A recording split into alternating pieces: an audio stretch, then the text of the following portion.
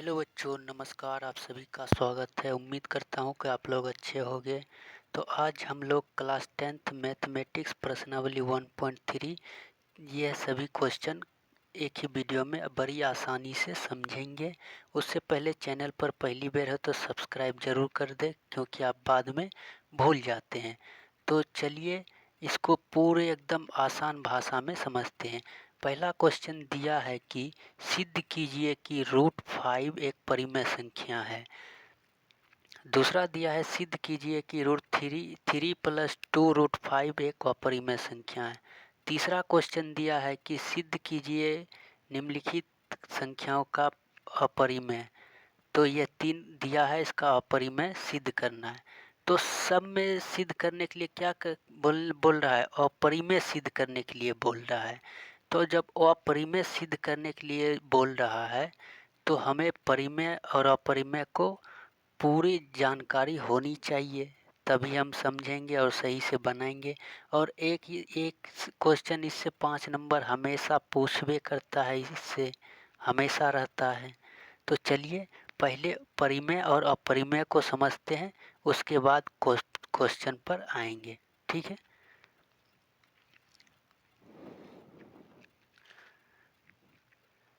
तो सबसे पहले समझते हैं क्लास 10th मैथमेटिक्स प्रश्नावली 1.3।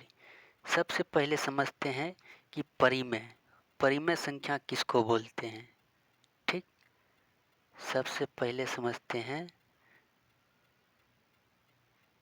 परिमेय संख्या किसको बोलते हैं। ठीक है, तो यह हो गया परिमेय संख्या। तो परिमेय संख्या किसको बोलते हैं?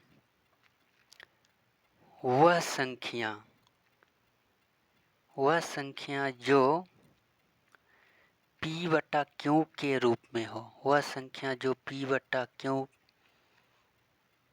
के रूप में हो। वह संख्या जो p/q के रूप में हो तथा q = नॉट 0। वह p व q एक पूर्णांक हो। p व q क्या हो? पूर्णांक हो। ठीक है। एवं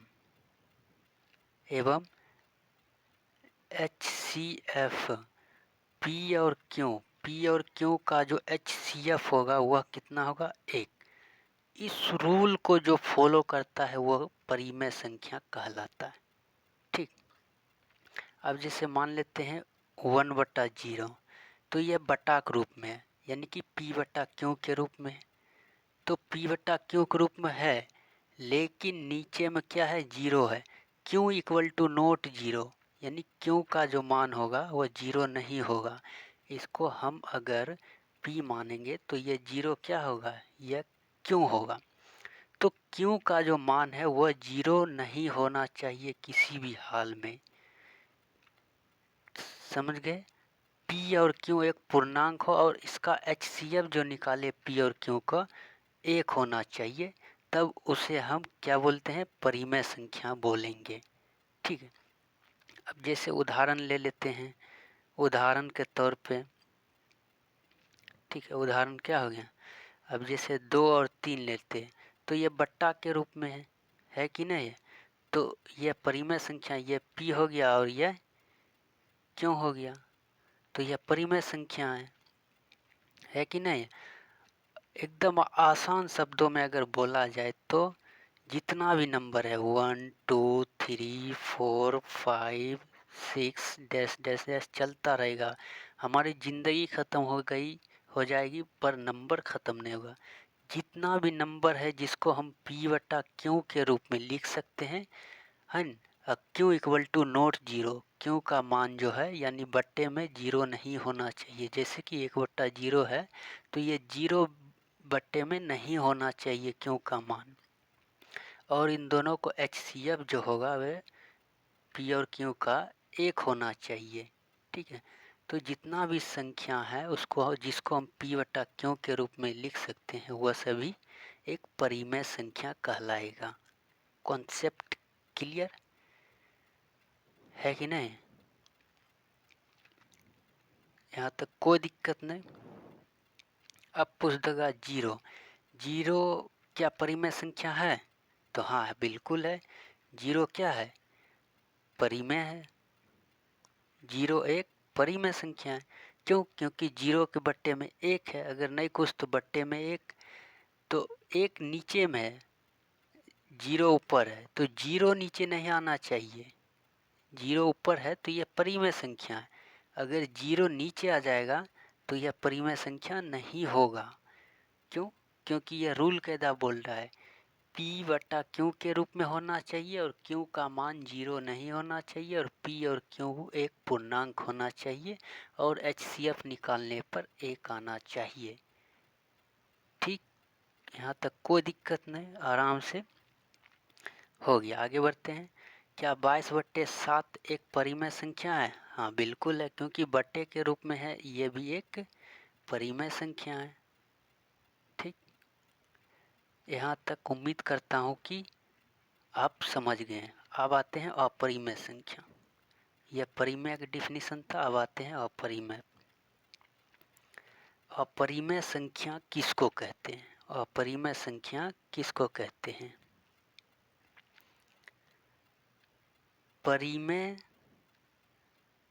परिमेय, ठीक, परिमेय संख्या का जो व्युत्क्रम है, यानी कि उल्टा अपरिमेय संख्या कहलाएगा। परिमेय संख्या का व्युत्क्रम जो होगा, व्युत्क्रम यानी कि उल्टा, परिमेय संख्या का व्युत्क्रम अपरिमेय संख्या होगा।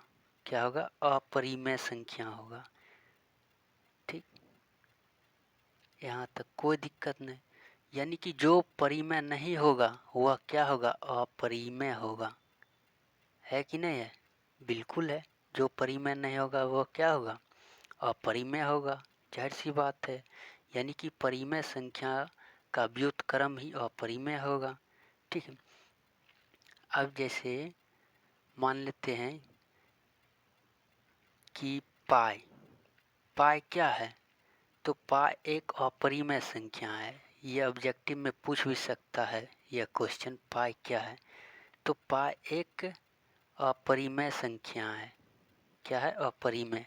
वहीं अगर पाई का मान जो पूछ दे 22/7, तो यह क्या हो जाएगा? यह एक परिमेय संख्या होगा। होगा कि नहीं होगा? बिल्कुल होगा, यह एक परिमेय संख्या होगा। जिसका दशमलव प्रसार शांत होगा वह क्या होगा? जिसका दशमलव प्रसार शांत हो वह एक परिमेय संख्या है। ठीक, क्लियर? अब चलते हैं। देखो मेन पॉइंट पकड़ो, जितना भी अभाज्य है, ठीक, अभाज्य हम किसको बोलते हैं? अगर जैसे कि भाग देने पर एक और स्वयं से लगे। ठीक है, अब जैसे 2 ले लो, 3 ले लो, 5 ले लो, अभाज्य। ठीक, 2, 5, 3, 7, 11, 13, 15 होगा।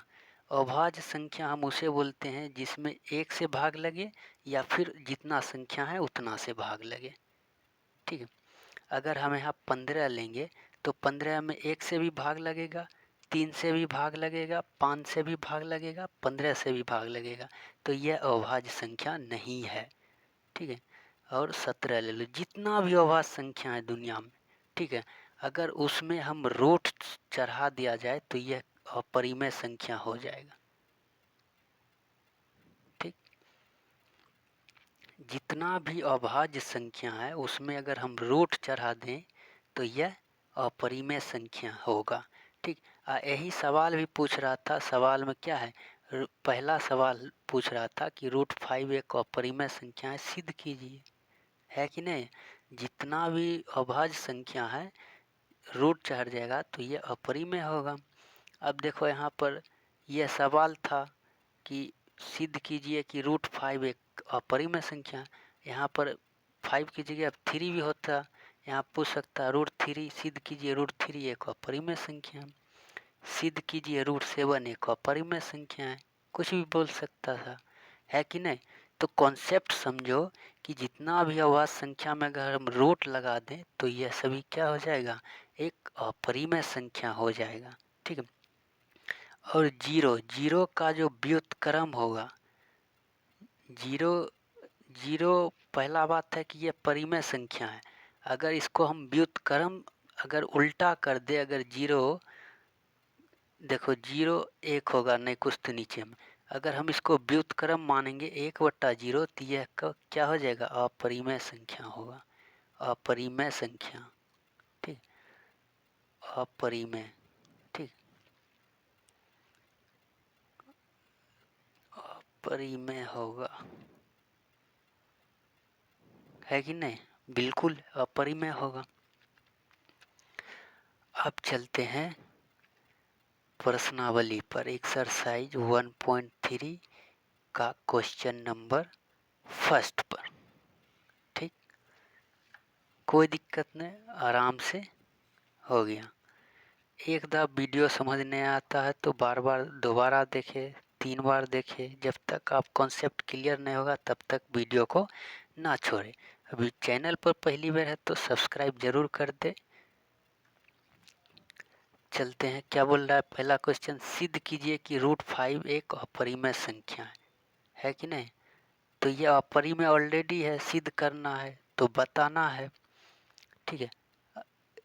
इसको सॉल्व करते हैं। क्वेश्चन में दिया है, क्वेश्चन में क्या दिया है,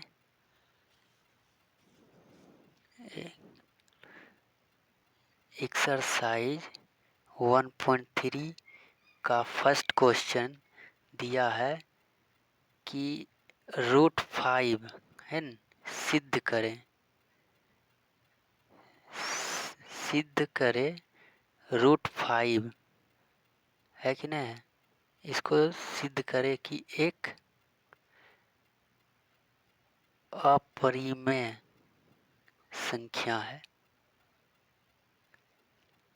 सिद्ध करे √5 एक अपरिमेय संख्या है। तो यह दिया है सिद्ध करने के लिए, सिद्ध √5 एक अपरिमेय है, सिद्ध करे, यहाँ पर लिख लीजिएगा, जगह नहीं है, सिद्ध करे √5 एक अपरिमेय संख्या है।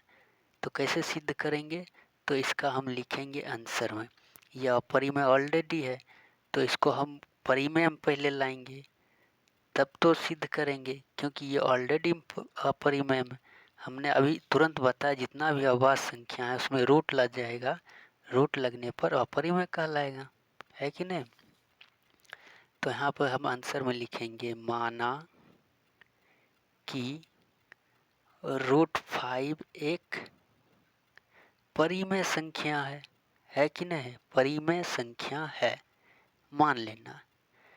एकदम कॉन्सेप्ट बाय कॉन्सेप्ट बता रहे हैं, कॉपी कलम लेकर नोट करते जाओ, ठीक। एकदम समझ में नहीं आता है दोबारा देखो, चैनल को सब्सक्राइब जरूर कर दो, ठीक।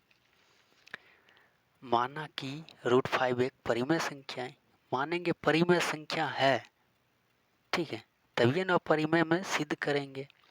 तो परिमेय संख्या का हम नीति अपनाएंगे, अगर परिमेय नहीं निकलेगा तो अपरिमेय होगा। हमने अभी तुरंत बताया कि जो संख्या परिमेय नहीं होगा वो सभी अपरिमेय होगा, ठीक है। तो माना कि √5 एक परिमेय संख्या है कि नहीं है, यहाँ तक कॉन्सेप्ट क्लियर, कहीं से कोई दिक्कत ना होना चाहिए, ठीक। अब अपरिमेय संख्या, परिमेय संख्या क्या दर्शाता है, p/q, है कि नहीं, p/q होता है, और q equal to not zero, q का मान 0 नहीं होता है, p और q एक क्या होता है, पूर्णांक होता है कि नहीं होता है, और p और q का जो HCF होता है वो हमेशा एक होना चाहिए। यह रूल अगर दर्शाता है तो परिमेय है, अगर नहीं दर्शाता है तो अपरिमेय है। p/q के रूप में होना चाहिए, q का मान 0 नहीं, ठीक, p और q पूर्णांक, और p और q का HCF 1 होना चाहिए, ठीक। अब लेते हैं पी और क्यों, ठीक, पी और क्यों दिया है, क्या दिया है, √5 दिया है, ठीक। नई कुश्ती इसके बट्टे में 1 क्रॉस मल्टीप्लाई करेंगे तो p बराबर क्या हो जाएगा, √5 क्यों, होगा कि नहीं होगा, बिल्कुल होगा, √5 क्यों हो जाएगा, ठीक। अब देखो यहाँ तक आराम से हो गया, क्रॉस मल्टीप्लाई कर दिए। अब इसको हम वर्ग करके देख लेते हैं कि परिमेय निकलता है या नहीं निकलता है। तो लिखेंगे दोनों तरफ वर्ग करने पर, दोनों तरफ वर्ग करने पर देखते हैं क्या निकलता है। p² बराबर √5 क्यों का स्क्वायर, होगा कि नहीं होगा, बिल्कुल होगा।